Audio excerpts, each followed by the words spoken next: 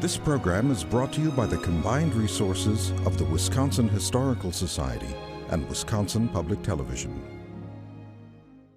On Wisconsin Hometown Stories, a city born at the confluence of two rivers, built up by the bounty of a rich pine forest and rebuilt after the big trees were gone. A city transformed by eagles, integration, and improvisation.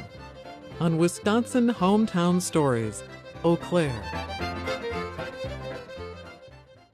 Major funding for Hometown Stories Eau Claire is provided in part by Pablo Properties, Dick Cable Family, Ruder Ware, with support from Holiday Vacations, Presto Foundation, John E. Kinzel Foundation, Mark and Emily Blasky in memory of Sherry Ullman, Mel and Leanne Breed, Sam and Susie Murty, Trust Point, and additional support from Royal Credit Union, Eau Claire Community Foundation, including support from the Scobie Family Fund, the Daniel and Mary Ann Ogan Educational Fund, the Daniel F. and Margaret J. Brown Memorial Fund, Friends of Wisconsin Public Television, and the Wisconsin History Fund, supported in part by the National Endowment for the Humanities.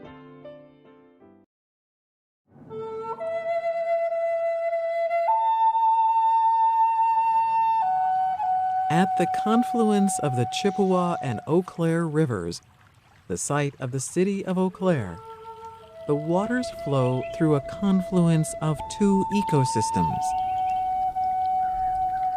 To the north and the east, the hardwood trees mix with the beginnings of a vast pine forest. To the south and west, a prairie landscape once supported large numbers of elk and herds of buffalo. And so that makes it a rich place and a place that people want to be. In 1767, explorer Jonathan Carver noted yet another confluence. Two Native American tribes, the Sioux and the Ojibwe, both claimed the land, and Carver noted that the contested border was known as the Road of War. They contested this area as much as anything for the control of the various wild rice fields. And warfare between these two Native American peoples lasted well into the 19th century. By that time, Europeans had begun to move into this area.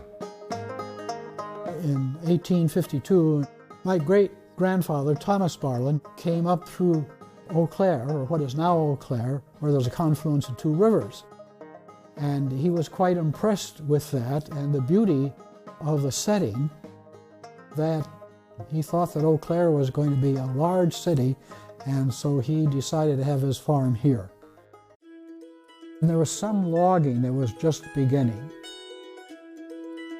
This village is new. Almost all of the houses that are here were built in the last year. It is expected there will be 200 houses built this year. This is a fast place, and everything is fast in it.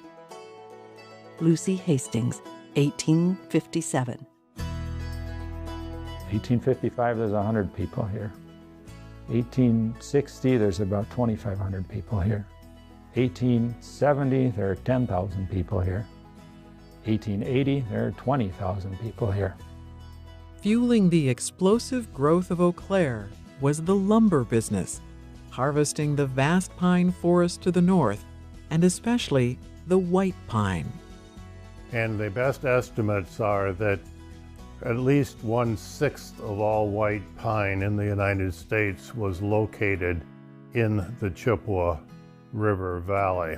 And its wood was particularly valuable for several reasons. First of all, like other softwoods, it floats. And because the primary transportation routes are rivers or shorelines, it was helpful to have a product that could just float itself to market. Eau Claire becomes very important in this because of geography. The Chippewa is a very wild river. In fact, it was often referred to as the Wild Chippewa. And it's navigable only as far as Eau Claire, coming up the Mississippi. A few ships could get as far as Chippewa Falls, but they were very few in number. The rapids at Eau Claire made Eau Claire an obvious place to mill lumber, because you could then create the rafts and so on that would go down to the Mississippi. But that wouldn't have been enough to make Eau Claire important had it not been for the fact that Eau Claire is the area that has the best holding facilities for logs. Eau Claire has Half Moon Lake, which used to be part of the Chippewa River, but many thousands of years ago was separated from the river into a crescent-shaped pond that it only required a 1,000-foot canal to be dug from the Chippewa River so that you could use it as a holding pond so that the logs could be saved there. The other thing that helped Eau Claire was that Eau Claire is at the very southern end of the White Pine area, and going south from Eau Claire and then crossing the Mississippi River, you have this large prairie area, and there's an incredible demand for the timber. Lumber mills lined the banks of the Eau Claire River. Mills were scattered along the Chippewa River and also Half Moon Lake. Almost all of the mill owners of Eau Claire came from New England, with perhaps a stop in New York, what we call Yankees or Yorkers. Much of that area had been logged off, so it wasn't nearly as plentiful, but that created a big group of people who had know-how, who had skills, who knew how to get the pine out of the woods, get the pine down the rivers, get the pine down the shorelines, and get the pine milled into market. In 1856, Daniel Shaw shut down his mill in upstate New York and moved machinery, horses, and logging equipment to Eau Claire. He purchased 10,000 acres of pine lands along the Chippewa River and began sawing lumber. On the other extreme, you have large numbers of very migratory labor that come into Eau Claire, often staying for only a year or two. My great-grandfather was one of those people. He came to Eau Claire in the 1880s, stayed for a number of years, and then went back to Illinois. But these are the people who would work in the lumber camps in the wintertime, and very often they would then migrate to Eau Claire and work in the mills during the summer months. Very often these people were single. They were also usually recent immigrants, primarily from Germany, Norway. You also have large numbers of Irish and the Canadians. And those young men were disorderly. They got arrested at the rate of about 200 per year, or about 1 or 2 or 3 per night during the summers for drinking and disorderly conduct. And as the industry grew, the mills needed another reservoir to hold the logs. In the 1870s, they built a dam in what was then being called North Eau Claire and created Dell's Pond. And that then became the holding area for all of the mills of Eau Claire. And to get logs from there into Half Moon Lake, they built a flume, which was kind of a above-ground canal. Log drivers pushed logs out of Dell's Pond and into structures that would funnel them to the dam and into the wooden flume. Traveling down the flume, the logs dropped into a canal and turned the corner into a tunnel that would then drop them into Half Moon Lake. With this elaborate system in place, Eau Claire would reach its peak of lumber production, sawing 250 million board feet of lumber in a year. The lumber industry rapidly built the young city of Eau Claire. What started off as 3 separate hamlets, divided by 2 rivers, slowly joined together to become one city. During that time, the steamboat era would come to an end with the arrival of the railroads, which in turn opened up new and distant markets. The fiddle music of the immigrant lumberjacks would take hold in dance parties in the city, while Ole Bull, a virtuoso as famous as any rock star, performed in Eau Claire's music hall.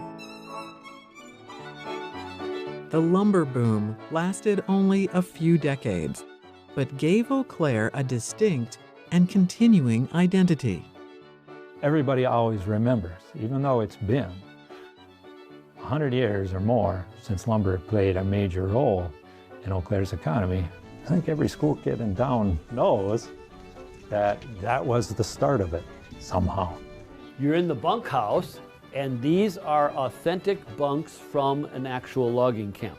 They know about Paul Bunyan out there in Carson Park, and they know about lumberjacks.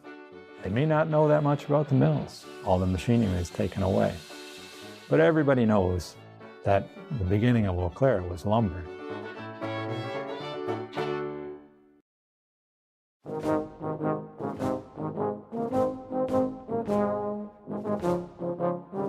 The election of Abraham Lincoln in 1860 triggered a series of events that would soon plunge the nation into a civil war. Now, his election, of course, was the catalyst for the secession of the southern states, because they saw his election as a threat to the peculiar institution of slavery. The Confederates fire on Fort Sumter on April 12th and 13th of 1861. Lincoln comes out shortly after that and issues a call for 75,000 volunteers.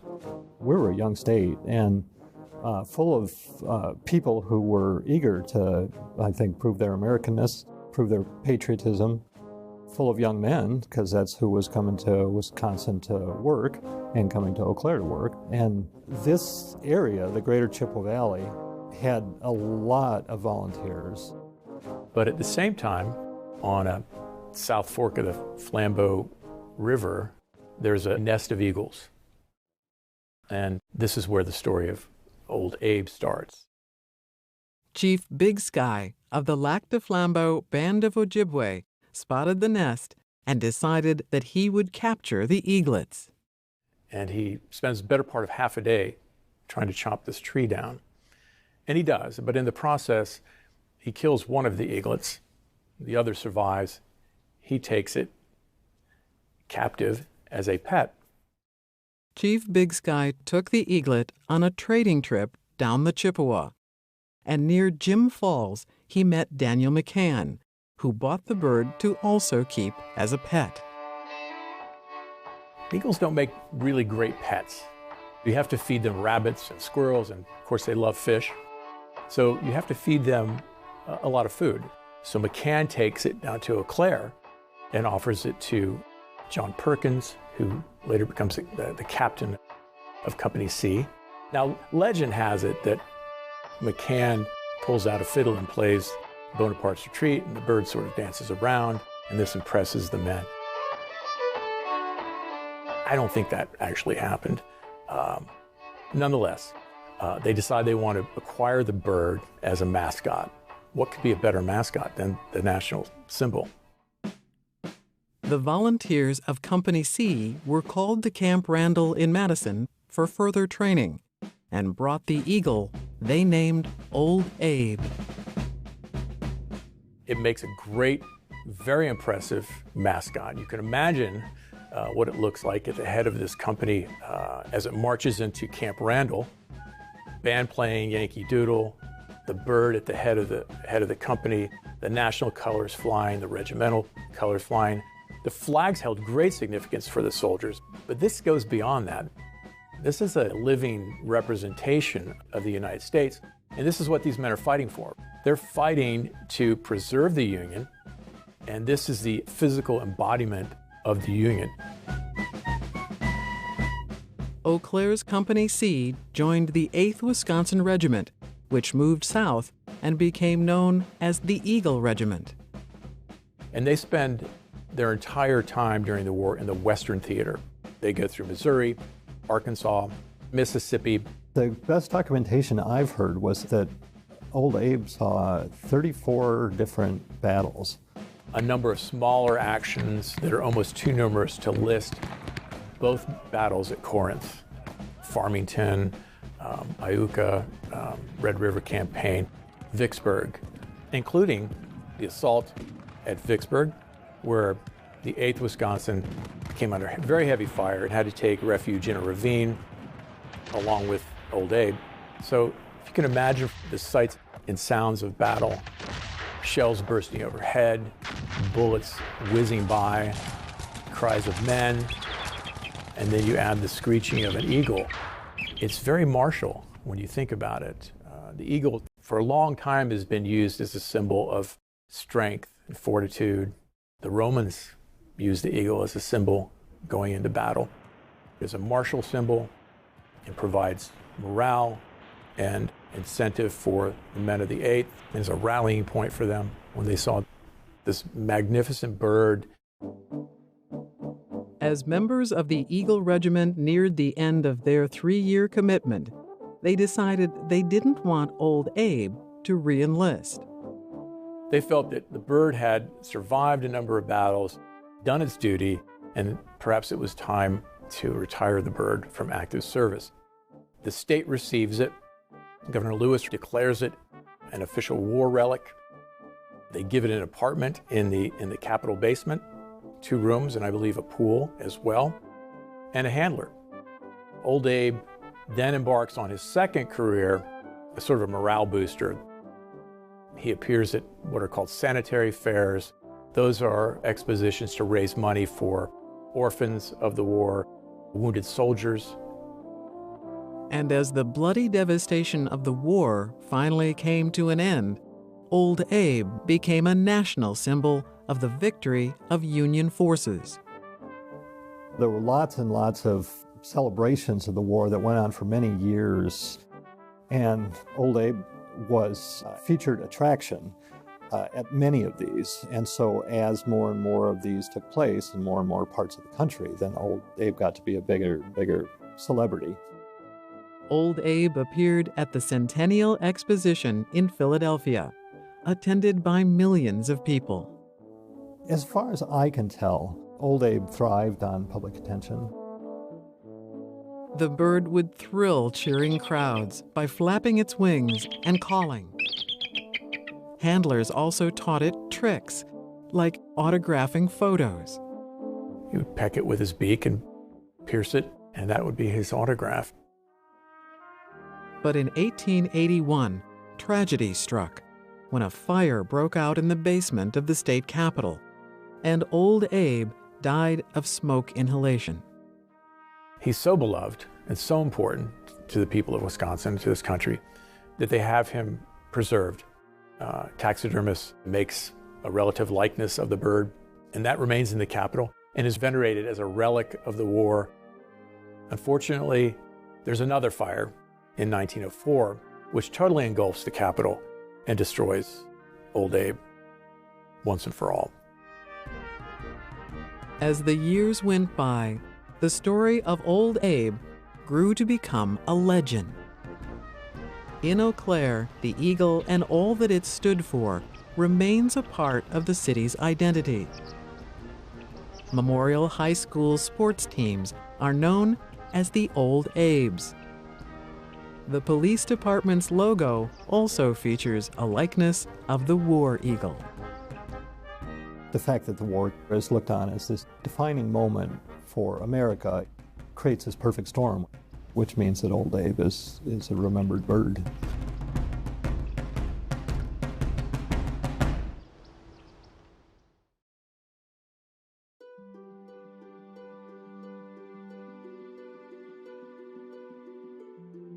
In the 1880s, the lumber industry began to wind down, and Eau Claire's dream of becoming Wisconsin's second largest city started to fade away. In the 1880s, you can already sense that the timber is not going to last forever. People start moving out of Eau Claire, and so you get a very rapid decline in the population of Eau Claire. Between 1885 and 1890, a quarter of Eau Claire's population left. So if you think of that in today's context, you'd have 15,000 people leaving Eau Claire in a 5-year period. So that would really change the nature of the town. Despite the population drop, Eau Claire remained large enough to carry on as a regional service and retail center. And Eau Claire still had great railroad connections with several lines and as many as 75 freight and passenger trains a day passing through town. But it wasn't enough to stop the economic decline. City leadership begins to realize that they are going to have to diversify. And that means Eau Claire has to become more of an industrial manufacturing city. People don't think of anything other than that. Then we slowly reinvent ourselves, and we reinvent ourselves with small companies generally. The rebirth began with the companies that Eau Claire already had, like the McDonough Manufacturing Company, which continued to make equipment for sawmills. The Drummond Meat Packing Company, originally started to supply the lumber camps, continued to expand, processing the livestock brought in by nearby farmers. The Phoenix Manufacturing Company, located near the confluence of the Chippewa and Eau Claire rivers, also made the equipment needed for sawmills, from the bandsaws to the steam engines and all the machinery and parts in between. Phoenix met great success building their own version of the Lombard log hauler, now noted as the first commercial vehicle to run on continuous tracks. Powered by a steam engine and fitted with sleigh runners, the hauler was a kind of giant snowmobile, powerful enough to pull long loads of the remaining logs out of the forest. The taxpayers of Eau Claire subsidized some of the new industries, like the Eau Claire Pulp and Paper Mill, and a linen factory on the Eau Claire River. Various other companies start to develop that use wood as a product. There's a number of box factories, which prior to the cardboard age is the way you ship things. Northwestern Steel and Iron Works began by making cement mixers and the gasoline engines to power them. They expanded into making steel molds for casting concrete pipes. Ironworks that you cast concrete in, but they also cast concrete blocks, cinder block, and so they made the forms to do that. They actually cast the blocks to build their own new factory, and then built it with blocks that they'd cast. They would make the form that you would then cast a funeral planter in, so all these sort of eccentric things. What do you do after the lumber industry collapses? Well, you do something inventive, and you hope that it survives, and maybe it branches out and makes other companies that then do become a big part of the economy. Northwestern Steel and Iron Works branched off from concrete machinery into making pressure cookers and canners. They got a boost when the U.S. Department of Agriculture declared pressure canning the only safe way to preserve non-acidic foods. And the coming of World War I made preserving food a patriotic duty. By the time you get to World War I, The National Pressure Cooker Company is producing 80% of all pressure cookers sold in the world. In the 1930s, the company designed a small pressure cooker with a twist-lock lid, sealed by a rubber gasket. Much easier to open and close, it was called Presto and was the first stovetop pressure cooker convenient enough for everyday use. A part of the diversification of the city dealt with getting into industries that are often not seen as industry.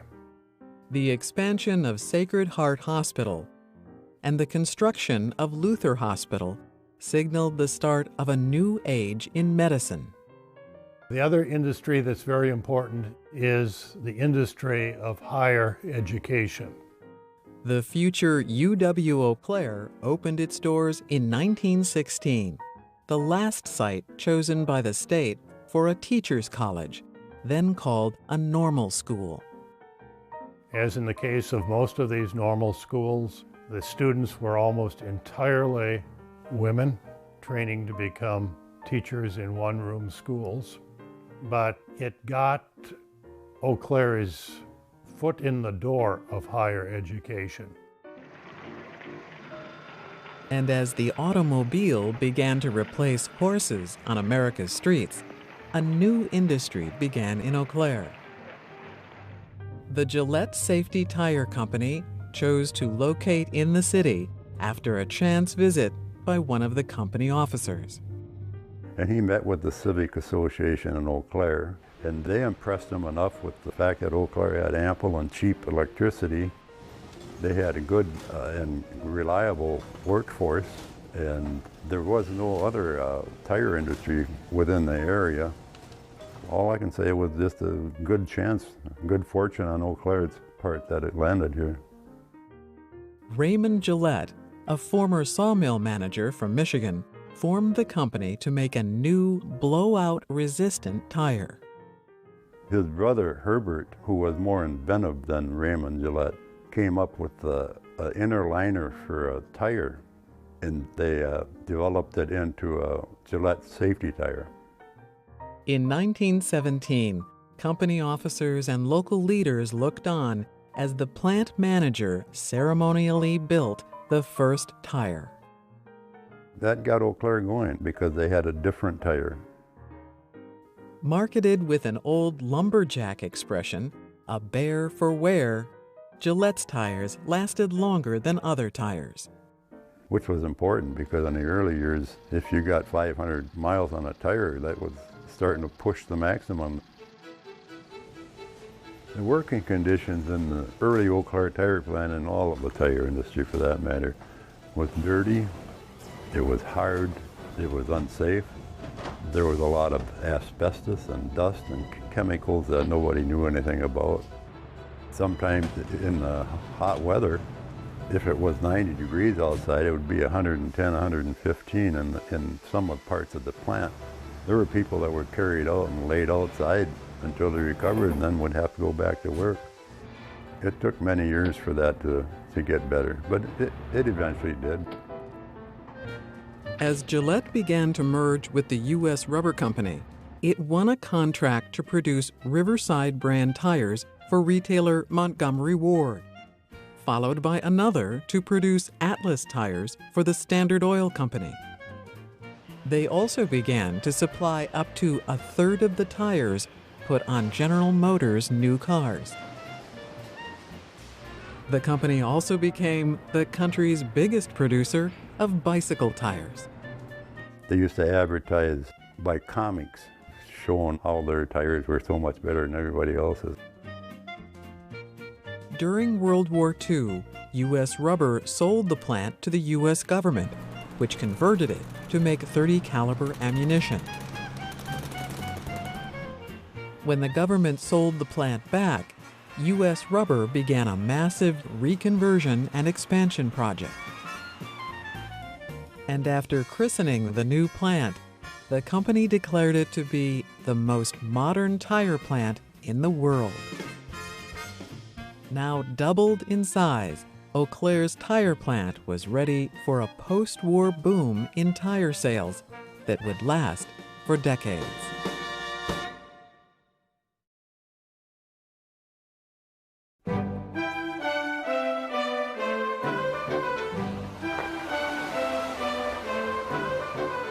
Ski jumping came here in the late 1800s, 1880s by Norwegian immigrants. And some of them settled here and started they called it the Dover Ski Club in 1886. And that grew, was called the Eau Claire Ski Club in 1908. The next year, the National Ski Association picked Eau Claire to host the national championships. Barney Riley, an Irishman, won the junior class, and he was famous because he was non-Scandinavian. And so everybody got involved in it. Everybody took it up. Eau Claire's Lemoyne Batson took it up to the highest levels, competing in the first Winter Olympics held in Chamonix, France in 1924. And the Flying Eagles formed a junior club in 1932, I believe it was.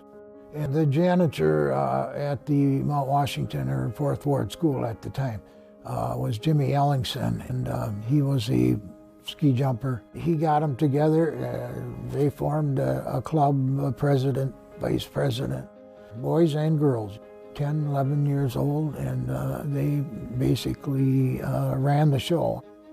In Eau Claire, it was the thing to do in the 30s, when during the Depression it was a very cheap way to take part in sports.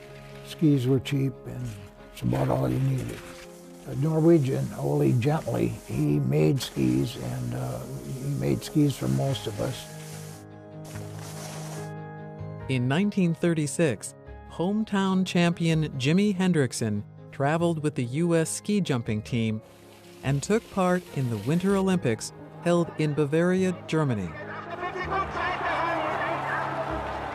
And during the Great Depression, the Federal Works Progress Administration, or WPA, built a ski jump next to Eau Claire's Fourth Ward School. The need for a ski jump on that next to the school was mandatory almost, because these kids wanted to ski. So they built a scaffold, probably 40, 50 feet high, and that was the first junior jump in town. That was the base of operations. The kids jumped before school. At noon, they'd go out and jump, and then they got the lights the second year, I think, and skied all night till 9 o'clock or whatever. Nobody got hurt. It was a small hill, but it was a thrill to go down and fly through the air. I don't think you'd see it today, probably from a safety aspect. The sport picked up because it became so popular. Hills were built on all sides of town. I think there were 7 junior jumps into town during the 30s. The Flying Eagles at that time became so famous, they were called upon to go to major hills around the Midwest to perform, and they put on quite a show, these little kids, on the bigger hills. The two best skiers caught the name of the king and the queen. The king was Oscar Severson. He was about 3 feet 10, but he was just, his skiing was impeccable. And then the girl, she was Geraldine Hovland at the time. She was in a class of her own among girls. Some of the Flying Eagles grew to compete on Eau Claire's bigger ski jumps and would inspire a new generation of skiers in the years after World War II. Billy Olson, a Flying Eagle from the 1930s, would go on to compete internationally in the Olympic Games of 1952 and 1956.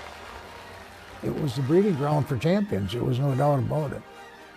With the steady development of junior champions, Eau Claire continued to fly with the best at events like the Nationals held in Westby, Wisconsin in 1956.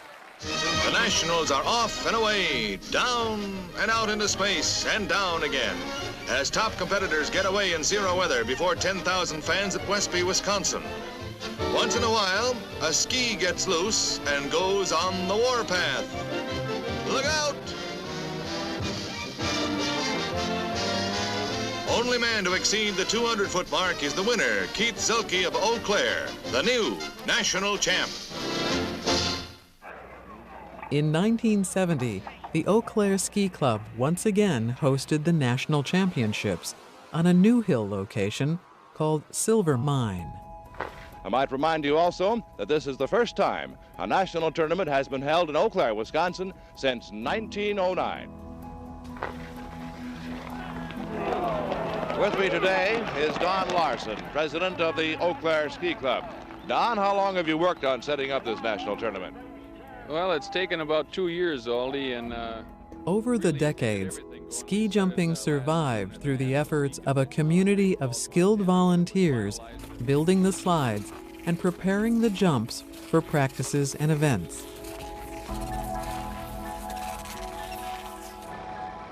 With their backing, the Flying Eagle Ski Club encouraged the next generation of ski jumpers, like Reed Zulke, who visited Jimmy and Rosalind Carter in the White House and competed in the Olympic Games of 1984 and 1988. From the Flying Eagle Ski Club, let's hear it. This kid's got talent. He's going to go to the show. Ben Loomis. The tradition continued with Eau Claire Olympian Ben Loomis, who competed in the 2018 Nordic Combined event, pairing ski jumping with cross-country racing. And like many kids growing up in Eau Claire, Blair Tompton learned to ski jump on the local hills. Her dad, former U.S. ski team jumper Dave Tompton, taught Blair and her sister Barrett the basics of the sport. As teenagers, they would pioneer a new movement to open up ski jumping competitions to women. In 1995, Flying Eagles Barrett and Blair Tompton and Kathy Mauk jumped in a demonstration event at the World Championships, the first step in a 20-year quest to bring women's ski jumping into the Olympic Games. Flying Eagle Elizabeth Anderson built on their efforts, joining the U.S. ski team and competing in many international events. And after the Olympic Committee finally approved the sport for women, Elizabeth's sister, Emily Anderson, competed in the newly sanctioned event in the Youth Olympics of 2012, making Eau Claire and American history. And there it goes. Hammerin' Hank hits a home run, and this one is special. In 1994, Henry Aaron, member of the Baseball Hall of Fame and the man who broke Babe Ruth's home run record, visited Eau Claire. He came to unveil a sculpture of himself as an 18-year-old ball player just starting his climb to the major leagues at Carson Park in Eau Claire. Like many cities, Eau Claire has a long-time love of baseball. Some of the Civil War veterans returned, having seen the game being played on the East Coast, came back and brought the game back to Eau Claire, which was typical of around the Midwest at that time. Probably you could say Eau Claire's had a town team from mid-1860s until present day. So I mean, that's a continuous run of 100 and almost 50 years of town baseball.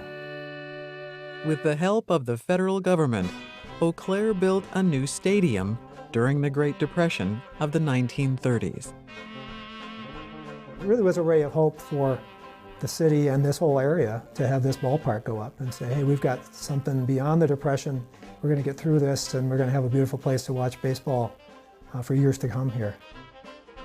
Carson Park, in the middle of the old log holding pond, became the home of the Eau Claire Bears, a minor league team that eventually became affiliated with the Major League Milwaukee Braves. Dozens of players from our town teams or our minor league teams made it to the major leagues. But in 1950, the leadership of the Bears faced a crisis when word spread that the Braves were about to send black ball players to play in Eau Claire. Just 3 years earlier, Jackie Robinson became the first African American to play in the major leagues. Once Jackie successfully integrates Major League Baseball, this now opens the door for other young African American baseball players to move into the major leagues. In Eau Claire, the local Toastmasters Club, debating whether or not black players should be brought in, touched off a firestorm on the editorial pages of the newspaper. But what was interesting about that is even though some people opposed it, what happened was there was a bigger push against those people saying, no, Eau Claire is just like any other American city. We should be accepting of black ball players here, and there's no reason they shouldn't be able to come here. So it was a controversy for a little while, but in that first year there were 2 black players who came. And they were having a little trouble finding a place for the players to live. One thing I read said that it just kind of disappeared before their eyes, and the team was trying to find a place. Well, they remembered that my dad had a rooming house. Marty Crow, the coach of the Catholic high school, owned a large house and rented out rooms to help pay the bills. They said, we've got 4 players that need a place to stay. You have any rooms there? Yeah, send them over. Well, 2 of them are black. Send them over. And so over they came, and one was Billy Bruton, who went on to play for the Milwaukee Braves. And then there was another fellow named Roy White. Billy Bruton and Roy White had broken the color barrier in Eau Claire, following the lead of Jackie Robinson. We wholeheartedly believe that Jackie Robinson's breaking of the color barrier wasn't just a part of the civil rights movement, it was the beginning of the civil rights movement. That is before Brown versus the Board of Education. That is before Rosa Parks' refusal to move to the back of the bus. Dr. Martin Luther King Jr. was a sophomore at Morehouse College when Jackie signed his contract to join the Brooklyn Dodgers organization. And so for all intents and purposes, this is what started the ball of social progress rolling in our country, baseball. And our country literally jumped on the coattail of baseball. So even though baseball had been vilified for not allowing blacks to play, when it opened its door, our country followed suit. Robinson began his professional career playing in the Negro Leagues for the Kansas City Monarchs. The Negro Leagues were professional baseball for African American and Hispanic baseball players. During that era of American segregation, African American players were shunned from the major leagues. And so they formed their own league right here in Kansas City in 1920. These leagues were created so that these great baseball players would have an opportunity to showcase their world-class baseball abilities. When Henry Aaron left Mobile, Alabama, he began his career in the Negro Leagues, playing for the Indianapolis Clowns. And so here's a young Henry Aaron. By the time Robinson breaks the color barrier in 1947, he can dream of going to the major leagues. You know, that dream is now planted, although his route to the major leagues came through the Negro Leagues. Impressed with his hitting for Indianapolis, the Braves signed Henry Aaron and sent him to the Eau Claire Bears to see what he could do. He had never really been around white people in his life. He had lived in a black neighborhood. He had gone to black schools, lived in segregated society, and now he takes the first airplane ride of his life, ends up in Eau Claire, a city of 36,000 people that has maybe 3 black people at the most. It's virtually an all-white city, and they say, okay, Henry, play baseball. I mean, he said, I was scared. If people of Eau Claire hadn't treated him well that summer and he went back home, there would not have been the Henry Aaron that we know of who broke Babe Ruth's record. I mean, I just truly believe that. If I had not had the initiative to come here and the people here in Eau Claire didn't open their arms up to me and accepted me, I don't know what I would have done in baseball, even though I had the talent to play it. I just don't know what would have happened to me in those next 23 years. He went from this guy who had never hit a white pitcher to hitting .336, being named Rookie of the Year, and being on the All-Star team all in 3 months. So he left Eau Claire with a lot of confidence, both personally and professionally. And I think that was the springboard to his entire career, really. So I really feel just humble, appreciative that I had the pleasure of playing in Eau Claire and playing here for people that appreciated me for my talent. And that's all I wanted them to do, was just appreciate my talent.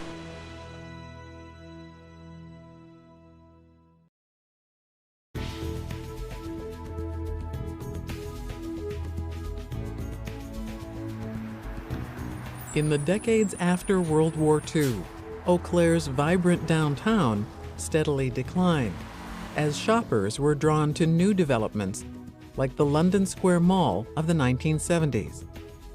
It seemed like such a big deal at the time. It was a high-concept mall, had a fountain in it. It had a little scale model of Big Ben. They had a record store and they had a bookstore, and you didn't have to go outside in the winter to go between these various shops. Which really led to the decline of the downtown. That really hurt. In the late 1970s, a group of downtown leaders met to come up with new ideas as they faced a new threat, a much bigger mall to be built on the outskirts of town. Based on the suggestions of local citizens, the group developed a survey for the general public and local business owners. The results of the survey were devastating. Good evening. Downtown Eau Claire is facing serious problems, and business leaders were made painfully aware of them today. The message from the Eau Claire consumer is clear. Downtown Eau Claire needs plenty of improvement before he'll shop there more often. The survey lists consumer reasons for not shopping downtown, and parking was on top of the list.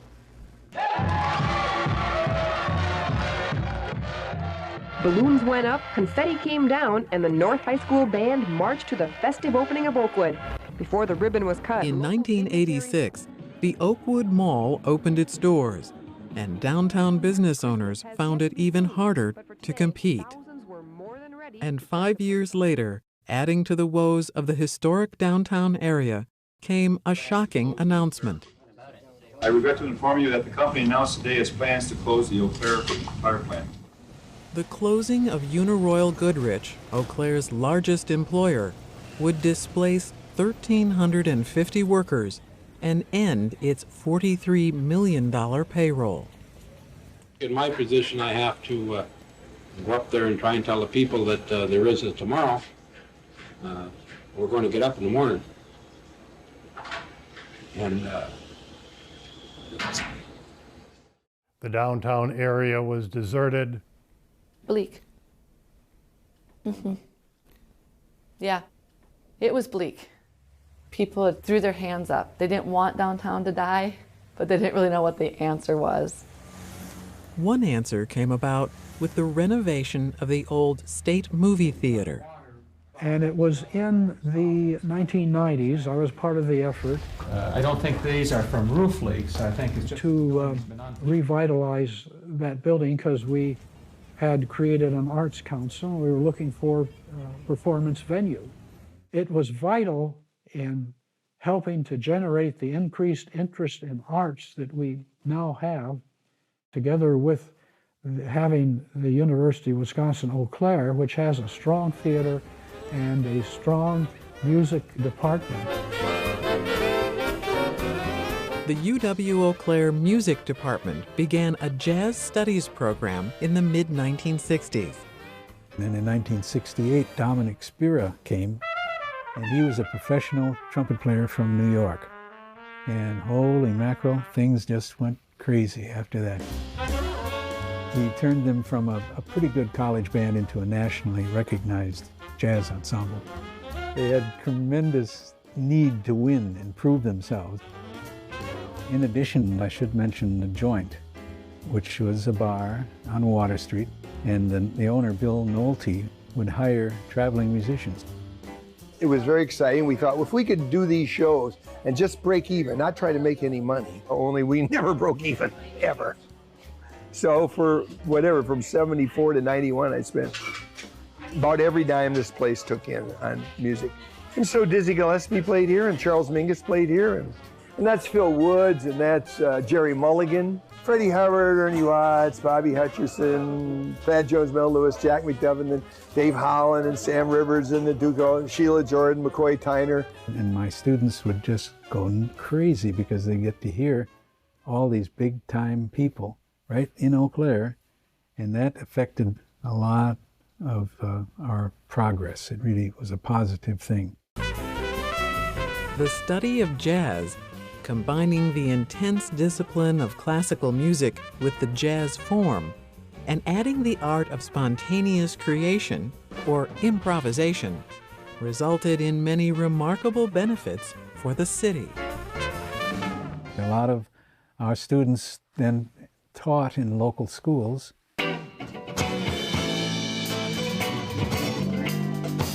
As the jazz program filtered down into Eau Claire high schools, Justin Vernon and some of his jazz bandmates decided to start their own band, called Mount Vernon.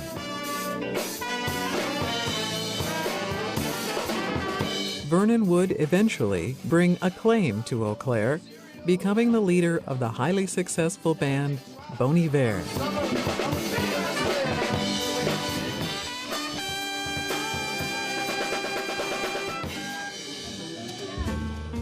A few years later, Zach Homestead, who studied jazz piano at UW-Eau Claire, created a software company called Jamf to help organizations manage their Apple computers.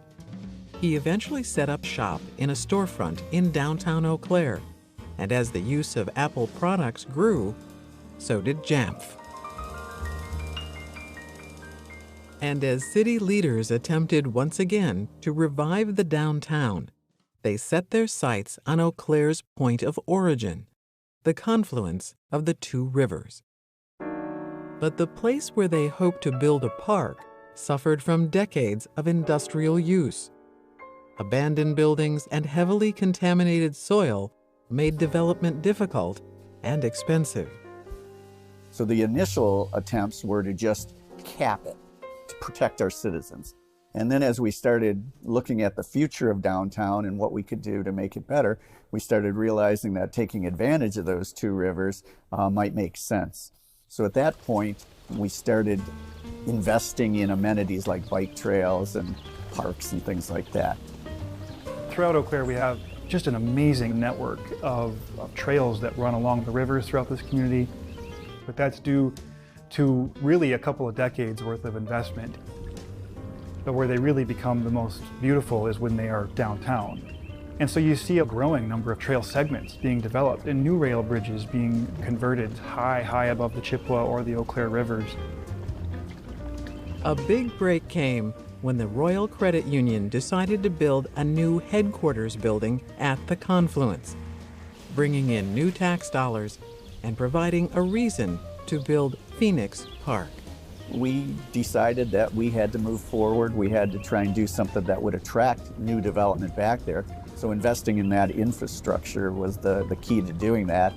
As we were building the park, we also partnered with the local farmers market, and they went and built a beautiful pavilion that we have thousands and thousands of people come downtown. So it was really infrastructure that generated people gathering, and just this is the focal point of downtown right now that people have adopted and feel so proud of. In addition to attracting the development of new housing across from the park, Jamf Software built a new building for over 200 employees. Right. The success in developing one side of the Eau Claire River led to a movement to build a performing arts center on the other. After a contentious debate, city and county voters passed referenda to fund the construction. This has been a matter of great debate, largely over who should fund it. But I think symbolically, this is creating a new almost unknown Eau Claire at the juncture of the two rivers. That project helped catapult a number of other investments in downtown, and it gave people the confidence that we were indeed, yes, moving very strongly in a new direction. Eau Claire's growing identity as a music and arts destination rose to new heights when Bon Iver took home 2 Grammy Awards in 2012. And then when you have somebody who's also so interested in continuing to support his community by putting effort into things and staying here and building a studio here and making this kind of a known destination, and then most importantly perhaps is leveraging that success into the creating of the Eau Claire Music Festival, which immediately propelled us to just international awareness over the Eau Claire community and that it had this amazing festival here. The creativity and the collaborative nature of that festival, it just makes it a very interesting festival to cover for national music media and mainstream media as well. And so that story of Eau Claire and the new Eau Claire is starting to be told in some really exciting ways. And so it really has changed the economy here in some pretty drastic ways. We're seeing people moving in to be able to be part of that art scene and part of that music scene, and to have their opportunity. We're compared to, a young Austin, where you can still get in and have an audience.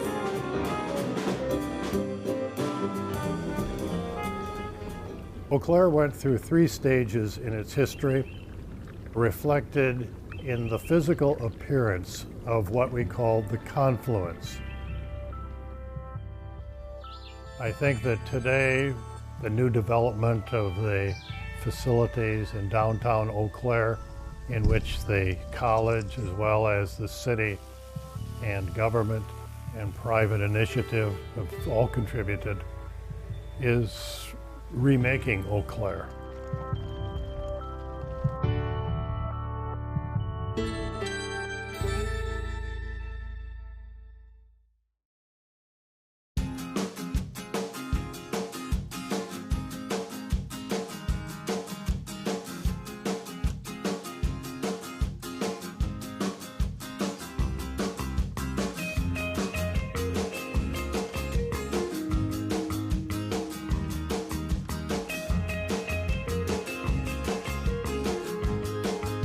To purchase a DVD of Wisconsin Hometown Stories Eau Claire, call 1-800-422-9707 or visit the Wisconsin Public Television online store at the address on the screen.